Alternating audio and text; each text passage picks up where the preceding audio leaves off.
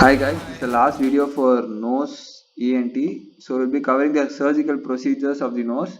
So the various procedures which we'll be covering are turbinate reduction, septoplasty, and little bit points about SMR, which is submucous resection, rhinoplasty, and finally functional endoscopic sinus surgery.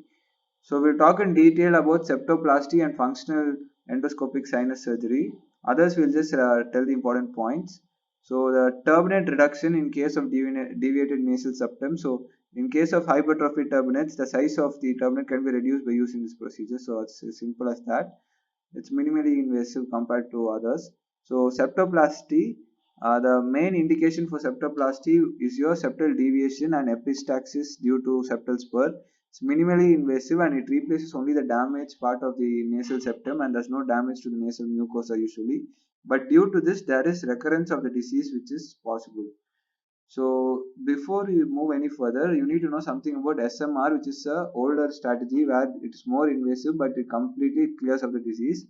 So the difference between septoplasty and SMR is conservative, destructive, and this can be done for any age, and this should be done for only adults due to the damage to the growth center, which may lead to some kind of facial deformity. And this is suitable for anterior deviation. This is suitable for posterior. This incision is the Fries incision. This is the Killian's incision, and we open the mucoperichondrial flap on one side, this on both sides, and risk of tearing flap is low over here, higher over here. Elevation of flap is easy and hard over here.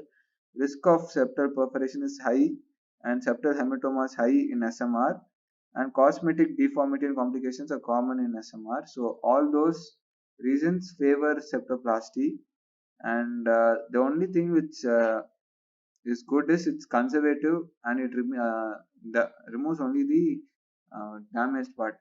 So a little bit about the procedure of SMR. So first you give anesthesia, which can be local or general, and then you you post you position the patient in a reclining position with head end on the table raised. So then you use xylocaine and adrenaline infiltration in the subperichondrial region. Then you put the Killian's incision, and then you elevate the mucoperichondrial flaps on both sides, and then incision of the cartilage just posterior to the first incision. Then elevation of the opposite mucoperichondrial flap, and then you remove the bent part of the cartilage and bone, and then it's removed using Bollinger swivel knife or Luke's forceps. So bony spur is used removing gauze and armor, and then as much as the cartilage is preserved, and then you do nasal plaquing and close the both the mucoperichondrial flaps.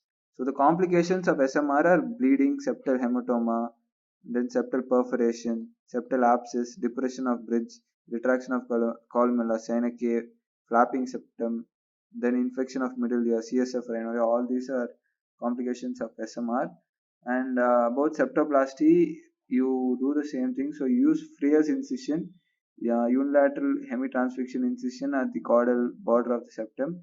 So you take a mucoperichondrial and mucoperiosteal flap, and then separate septal cartilage is removed from the bones, vomer and ethmoid plate. So inferior strip of cartilage is removed, and the bony septum is corrected by removing the deformed parts.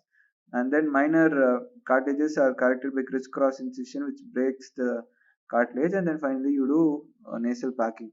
So the post-operative complications of septoplasty mainly are bleeding. This septal hematoma, septal perforation is very rare.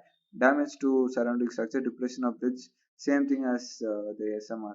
So, but the chance of them occurring is very rare compared to that with SMR. So moving on, rhinoseptoplasty is combination of rhinoplasty and septoplasty. Septoplasty we just saw. So rhinoplasty is surgical reconstruction of the external nose and skin. It's mostly a cosmetic surgery. There might be some damage to the external cartilage or bone. So you do based on the facial lines, tension lines, you take flaps and you put sutures so that they heal with no scar formation. And finally, talking about functional endoscopic sinus surgery or FES. So the indications for FES are chronic rhinosinusitis unresponsive to medical treatment, and then recurrent acute sinusitis, polyposis, mucocele, non-invasive fungal ball, invasive fungal sinusitis, and then CSS rhinorrhea, anterior meningoencephalocele, sinonasal tumor, and then severe exophthalmos. All these are indications for FES or functional endoscopic sinus surgery. So how do you do this? Is you put general anesthesia, local vagal constriction, septoplasty or rhinoplasty to take care of the deviation, then management of middle turbinate, then you go into the ostium, this unsignicectomy, maxillary antrostomy, ethmoidectomy, frontal sinusotomy, sphenoidectomy, and finally management of inferior turbinate, and then you just do nasal packing and post op. So the complications of FES can be split into minor, major, or intraoperative and postoperative based on how your wish. So the minor complications are orbital complications. That is, whenever FES is done, It's done in the lateral downward direction. All movements are in the lateral downward directions.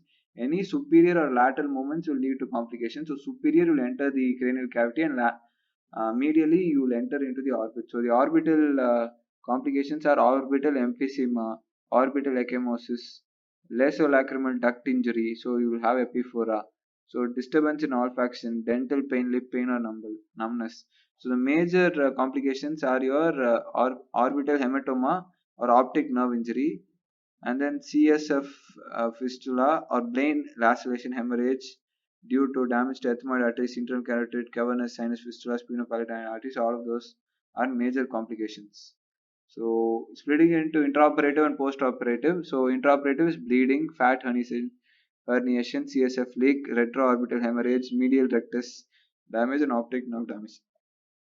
Post-operatively, there may be bleeding, adhesion or synechia, epiphora, periorbital emphysema, anosmia, frontal restenosis, crusting, again associated with adhesions, infection, osteitis, and then neuropathic pain. So these are all the complications of functional endoscopic sinus surgery.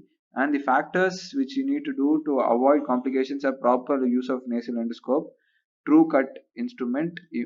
That is, you need to have proper CT to see if there are any uh, anatomical variations present, and you need to plan the surgery accordingly. And then hypotensive anesthesia.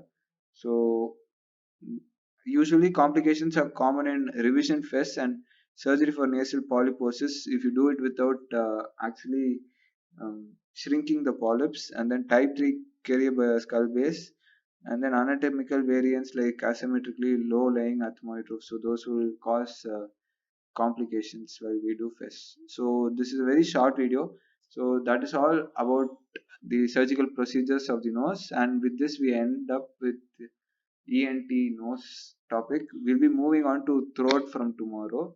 So I hope this series was really helpful for you guys, and would like to request you to support the next series, throat series, which will be much more difficult, and you need to be more patient with it. So we are dedicating a little more time compared to nose for that topics. So that will be all for today. Please do share these videos with your friends, and they might find it useful for the preparation. Thank you.